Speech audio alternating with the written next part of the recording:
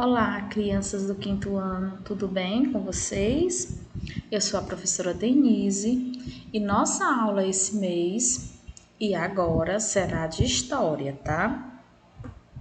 Daremos início à nossa primeira aula de história do mês de setembro, tá bom? Eu gostaria que vocês pegassem o livro e nossa aula de hoje será da página 90 a 94, tá bom? Nós falaremos nesse capítulo sobre a África no Brasil. Ao longo de sua carreira, o historiador brasileiro Alberto da Costa e Silva realizou muitas pesquisas sobre a África. Os estudos dele mostram que a presença africana na cultura brasileira é muito marcante. Ela pode ser percebida no trabalho, nas ciências, na música, na dança, nas artes, nos hábitos alimentares e nas maneiras de pensar. Você já sabe que muitos africanos foram trazidos para o Brasil como escravizados, né? Eles eram escravos e eles não vieram para o Brasil como eles não nasceram no navio negreiro, né? Eles foram colocados lá. Então, eles vieram para o Brasil trazendo seus próprios costumes, não é isso? Então, entre os séculos XV e XIX. Eles vieram principalmente de duas grandes regiões do continente africano. Vamos observar quais são? A África Central e a África Ocidental, tá bom? Alguns grupos de africanos também foram trazidos de área onde hoje é Moçambique. Vamos observar no mapa? Se a gente observar aqui nesse mapa, né, nós vemos na legenda as Áfricas, né, e vemos nessas linhas verdes eles vindo para o Brasil, né, a linhagem dos africanos sendo enviados para o Brasil, certo? Para a América. Os diferentes povos africanos trouxeram para o Brasil seus costumes. Então, quando chegaram aqui, como eles chegaram de uma forma violenta, né? Eles foram obrigados a vir. Os brasileiros não percebem que a gente tem muitos costumes africanos, né? E muitas vezes não aceitam que os costumes, que até costumes do nosso dia a dia, são dos africanos, mas eles também tinham sua cultura, suas tecnologias e entraram em contato com comunidades que já estavam aqui. As interações com esses grupos contribuíram para o surgimento de uma cultura que nós chamamos afro-brasileira. Há escolas em que hoje há uma disciplina própria, né, para entender toda essa cultura, tá bom? Que compreende tanto expressões materiais, como técnicas de metalurgia e cerâmica, quanto expressões imateriais, rituais religiosos e algumas festas também. Vamos ver aqui na música e a dança. Os tambores, assim como outros instrumentos musicais, são usados há muito tempo por diferentes povos africanos. Esse conhecimento foi trazido para o Brasil, onde surgiram diversos ritmos musicais e danças que têm como base esse tipo de instrumento.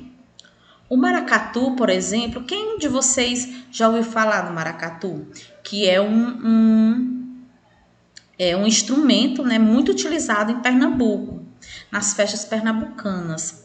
O maracatu surgiu entre os séculos 17 e 18 em Pernambuco.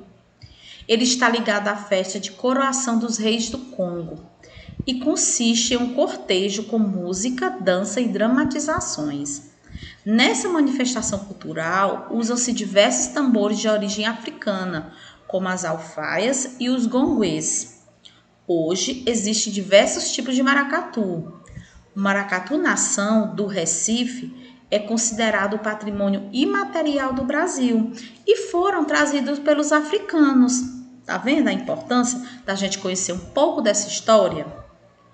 Aí o que era essa coroação dos reis do Congo, que era uma procissão com danças, cantos e músicas, com influências culturais e religiosas de Angola, Congo e Portugal. Então, por isso que são conhecidas essas danças como congadas, tá bom? O jongo, por sua vez, tem origens no Congo e em Angola e desenvolveu-se na região sudeste do Brasil no século XIX. Ele consiste em uma dança de roda realizada próxima a uma fogueira e acompanhada de canto. As pessoas cantam, né? E batem tambores, tocam tambores de origem banto, como o caxambu e o candongueiro.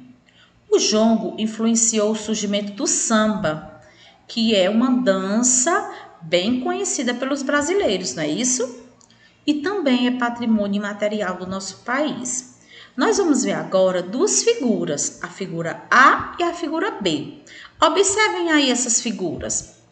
A figura A, Carlos Julião, é uma representação da coroação de um rei negro no século XVIII. A gravura mostra um exemplo de resistência da população negra escravizada, já que apresenta pessoas negras em posição de poder, né? E nessa figura B, a apresentação de maracatu, de baque solto em Aliança Pernambuco, que é uma dança, né?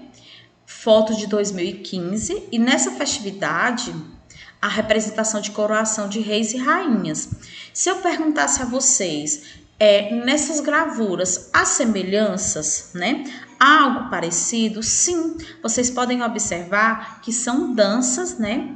São representações com pessoas negras, né? Aí vem também as brincadeiras e os jogos, um pouco para a gente saber um pouco dessas brincadeiras dos africanos, né, que trouxeram para o Brasil. Você sabia que há brincadeiras e jogos muito comuns em várias comunidades de origem africana no Brasil?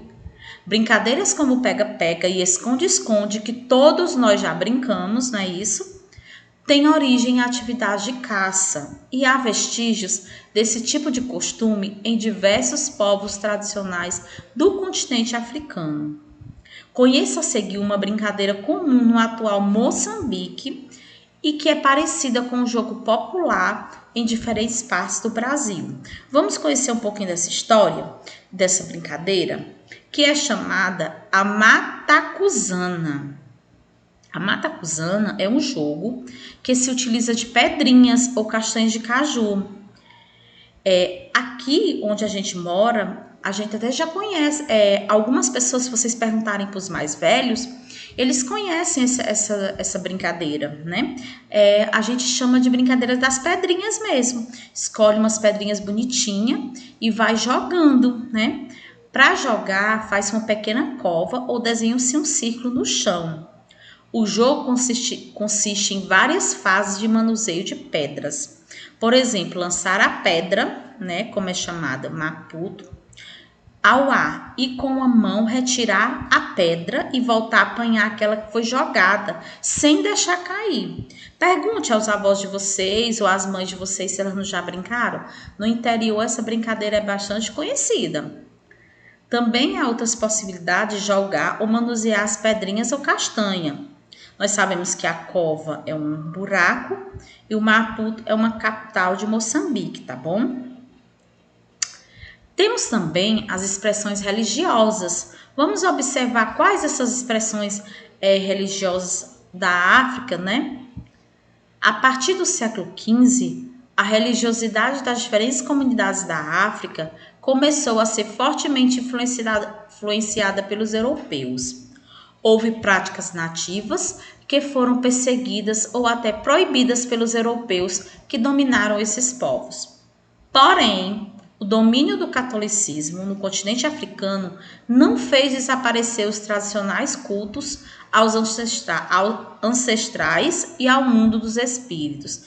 Por quê? Mesmo a gente sabendo que existia o catolicismo, né, no continente africano, apareceu lá, mas eles tinham os cultos que eles acreditavam, eles tinham a sua religião, tá bom?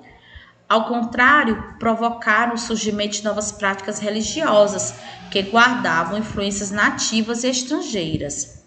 Povos que habitavam a África Ocidental, por exemplo, conferiram títulos tradicionais a alguns padres, como Nhanga, nome atribuído aos curandeiros. Esse processo também ocorreu no Brasil. Os africanos e seus descendentes encontraram, na aproximação entre suas divindades e os santos da Igreja Católica, uma forma de continuar a praticar suas religiões, e ao mesmo tempo demonstrar que também aceitavam a fé dos senhores que eram católicos.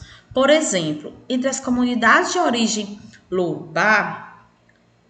Yorubá e Iemanjá, que era o orixá feminino associado aos mares e oceanos, foi identificado com Nossa Senhora dos Navegantes.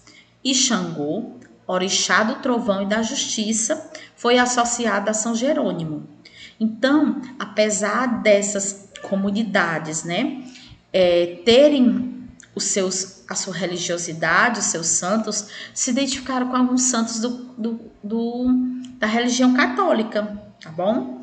E com o passar do tempo, elementos das tradições indígenas também foram incorporados nessas expressões e podem ser identificados em cultos como a Umbanda.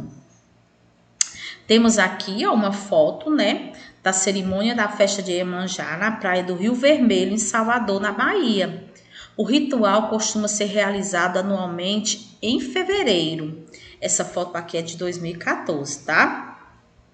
Então, eu peço que vocês prestem atenção ao vídeo, Posteriormente, eu colocarei a atividade para vocês fazerem e até a próxima aula, tá bom?